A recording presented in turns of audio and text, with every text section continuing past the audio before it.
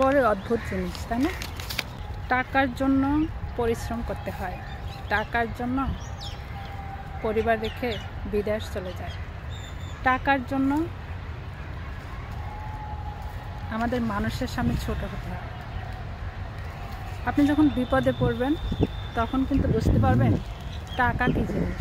মানুষের সময় আছে বা আসে যখন তার কাছে 1 টাকাও থাকে না, তখন মনে হয় কি জানেন, তখন মনে হয় পৃথিবীর সবচেয়ে ফকির হলাম আমি ভেবেছিলাম এই সমস্যাটা শুধু আমারই হয়, কিন্তু আমি সেদিন বসেছিলাম, বসে দেখলাম যে এই সমস্যাটা শুধু আমার হয় না, এই সমস্যাটা অনেক মানুষের হয়ে থাকে। আজকে অনেক বাতাস দেখুন বলছি। তো যাই হোক, এই টাকার জন্য কত দ্বন্দ্ব, কত মারামারি, কতই রাহাজানি, কতই কিছু না। এই টাকার জন্য মানুষের ভেদাভেদ হয়। আরে উল্টা করে আপনার কাছে যখন টাকা থাকবে তখন আপনি সবচেয়ে সুখী মানুষ। আর যখন কারো কাছে টাকা না থাকে বা বিপদে পড়ে তখন বোঝা যায় যে বুঝতে পারে যে টাকা কী জিনিস। টাকা কাছে থাকলে রাজা মনে হয় নিজেকে, আর টাকা কাছে না থাকলে ফকির মনে হয় নিজেকে। বাহ, কি দারুণ, তাই না?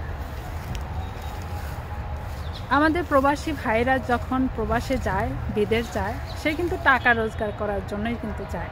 প্রবাসে যাওয়ার কারণ হচ্ছে তার বউ বাচ্চা, ভাই বোন, আত্মীয় স্বজন সব কিছু রেখে কিন্তু বিদেশ ভ্রমণ করে, শুধুমাত্র কিন্তু টাকার জন্য। একটা পুরুষকে আল্লাহ ওইভাবেই সৃষ্টি করেছেন পরিশ্রম করার জন্য, শুধুমাত্র পরিশ্রম করার জন্য। আর একটা মহিলাকে সৃষ্টি করেছেন ঘরে কাজ করার জন্য, এবং তার ভালো লাগা কাজগুলো সে করতে পারবে সে ওইভাবেই। তো যাই হোক, আমরা যখন টাকা, এই যে দেখুন মহিলা ফুল বিক্রি করছে, এই যে দেখুন, সে কিন্তু অনেক পরিশ্রমের মাধ্যমে কিন্তু ফুল বিক্রি করছে। এই যে পায়ে হেঁটে হেঁটে সে কিন্তু ফুল বিক্রি করছে, পরিশ্রম করছে। পরিশ্রম ছাড়া কিন্তু আসলে কোনো কিছু সম্ভব না।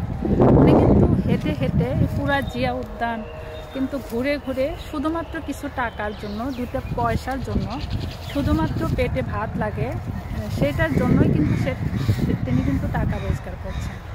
চালারা, পানিওয়ালারা, প্রত্যেকটা মানুষ কিন্তু পরিশ্রম করেই কিন্তু টাকা রোজগার করছেন। তো একটা কথা আছে না, যে টাকা দেখলে কাঠের পুতুলে হাত হয়, আর টাকা থাকলে মানুষ মানুষকে সম্মান করে। মাথায় তেল থাকলে সবাই আপনাকে শ্রদ্ধা করবে, সম্মান করবে।